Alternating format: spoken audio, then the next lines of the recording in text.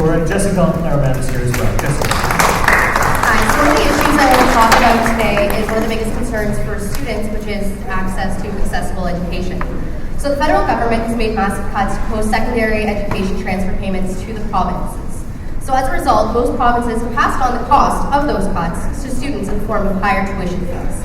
Ontario is the home of not only the highest tuition fees for students, but also is the province which provides the lowest per-student funding for post-secondary education. The responsibility for financing post-secondary studies has and is further shifting onto individual students and their families. Tuition fees have also been increasing at a rate which is higher than the normal rate of inflation. The result of skyrocketing tuition fees is a system which is increasing the gap between the rich and the poor. Over 70% of all new listed jobs require individuals to have some form of post-secondary education. However, when governments pay less, students and their families are required to pay more. As of 2010, students with both government and private loans owe an average of $37,500 upon graduation. Student debt levels have been linked to lower degree completion levels and reduced likelihood of continuing studies beyond a bachelor's degree or college diploma.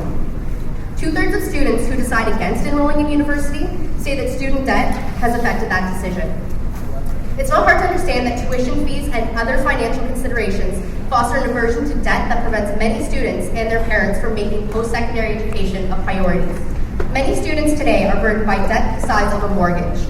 The prospect of increasing the amount students can borrow is not a solution to create a system which provides access.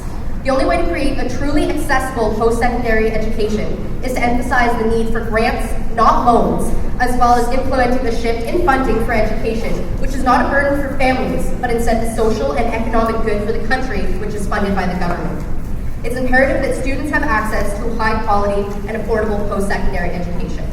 As well, we just wanted to state that as a student association, we are non-partisan, so all we're asking all of our students to do is to listen, please become informed, and please vote. Your voice matters. Thank you.